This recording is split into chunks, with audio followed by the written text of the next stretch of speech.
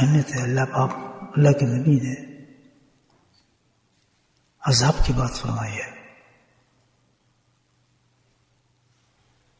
عذاب اللہ، کہ اللہ کی تعالیٰ کی طرف سے جو عذاب انسان پر اترتا ہے، یہ سب سے بڑی خطرناک چیز ہے. جو انسان اللہ کے عذاب سے بچ گیا وہ اس دنیا میں بھی کامیاب رہتا ہے. بہترین زندگی ہوتی ہے اس کی، بہترین صبح ہوتی ہے، بہترین کام ہوتے ہیں اس کے، بہترین نوکری ہوتی ہیں، بہترین بیوی بچے ہوتے ہیں، بہترین نیند آتی ہے. ہر چیز اس کی جو ہے لاجواب ہوتی ہے، کیونکہ وہ اللہ کے عذاب سے بچا ہوا شخص ہے. ساری کامیابی انسان کی اسی ایک چیز پر ہے. یہ سن لیں آپ کہ اللہ کے عذاب سے بچے آدمی. دنیا میں جس طرح انسان عذاب بچ کر، جو میں نے عرض کیا، انسان کو انعامات ملتے ہیں، تو اس سے کہیں زیادہ انعام عذاب سے بچنے پر انسان کو آخرت میں ملتے ہیں. اس کی موت بہترین موت ہوتی ہے جو عذاب سے بچا ہوتا ہے، بلکہ خوشی اور اللہ کا شکر کرتا ہے کہ میں اس دنیا سے نکل گیا ہوں. جو عذاب سے بچا ہوتا ہے اس کی بہترین رات ہوتی ہے قبر کی، جو عذاب سے بچا ہوتا ہے. وہ قبر اس کے لیے بہترین آرام گاہ ہوتی ہے جو عذاب سے بچا ہوتا ہے. جنت کا ٹکڑا اور کیاری بن جاتی ہے وہ جنت کا.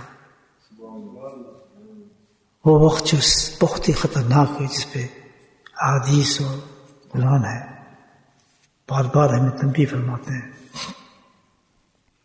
حشر، کس طرح دنیا ختم ہوگی اس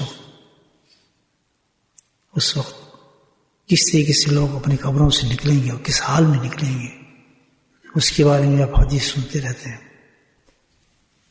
اور یہ چیز ہونے والی ہے ہمارے ساتھ. یہ نہیں کہ مرنے کے بعد اب چھٹی ہوگی بس، نہیں، ایک اور زندگی شروع ہوگی. پھر بھائی ایک ہی مشن انسان زندگی میں رکھنا ہے ہم نے، کیا؟ یار عذاب نہیں ہم نے آنے دینا اللہ تعالیٰ کو، اور یو کین ڈو اٹ. وہ بچنا ہے نا ہم نے. اگر یہ سب چیزیں جو میں نے بتائی ہیں آپ کو لینی ہے نا، تو اس کے لیے ایک چیز کی تیاری چاہیے ہمیں، ایک چیز کی. سب ہم ایک طرف رکھ دیں. آپ دیکھیں میں آپ کو کتنا مختصر دن لے کے دے رہا ہوں. صبح سے لے کے شام تک ہمیں ایک چیز کی ہمیں فکر کرنا ہے، کیا؟ کہ اللہ کا عذاب نہیں نزدیک آنے دینا ہم نے.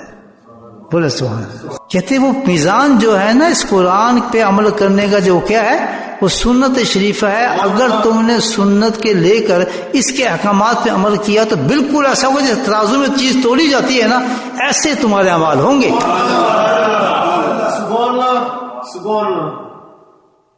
اور اگر تم نے نبی سنت کے خلاف کوئی کام کیا، آگے کیا نہیں بتانا، قومی ناسی بالقسط، کہ تمہارے اعمال بالکل سیدھے اور سچے ہونے چاہیے بالقسط.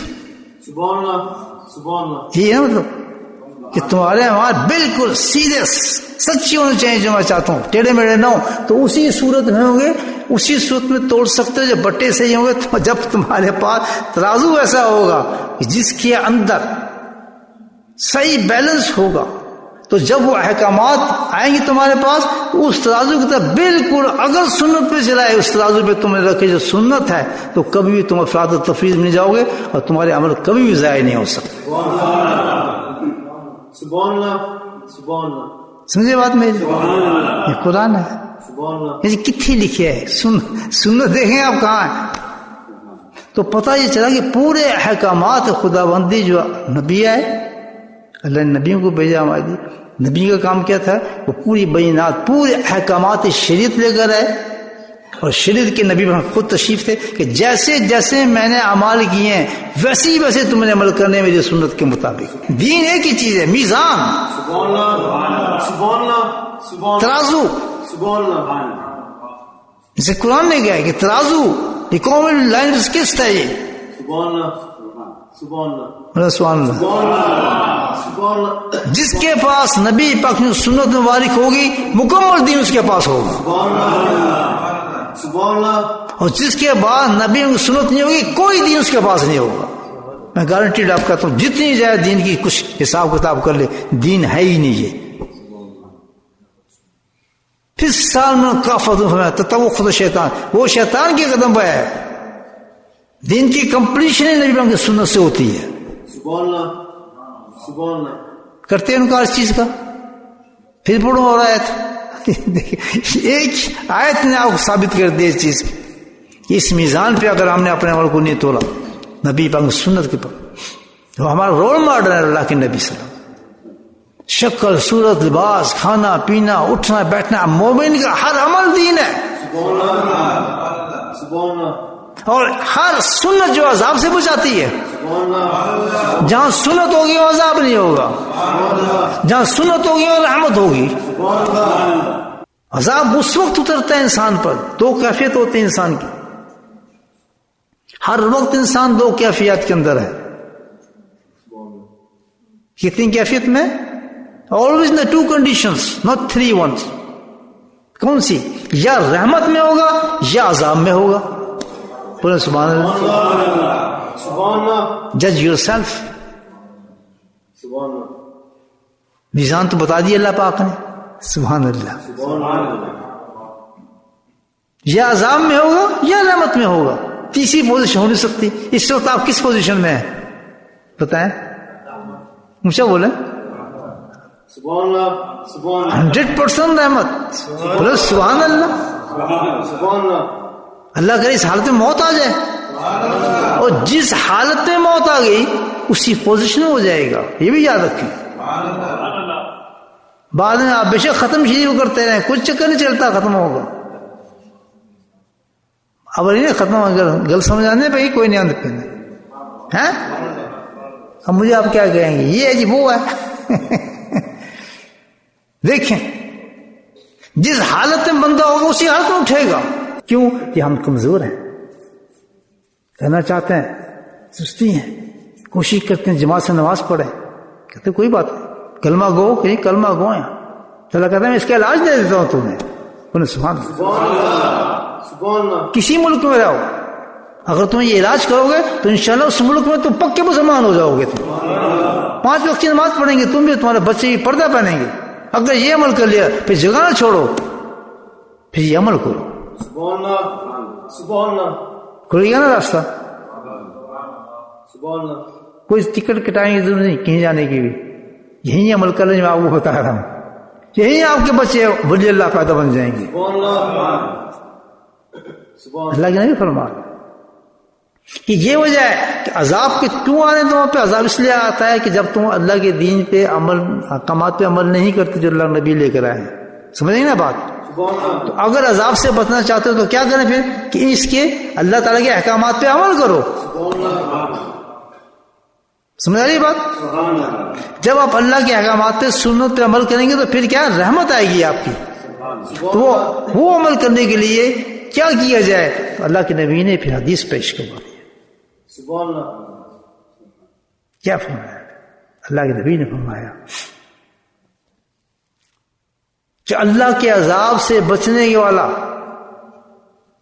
کوئی آدمی جو اللہ کے عذاب سے بچنا چاہتا ہے، بچنے کے لیے اللہ کے ذکر سے بڑھ کر کوئی عمل نہیں جس کو اللہ کے عذاب سے بچا لے۔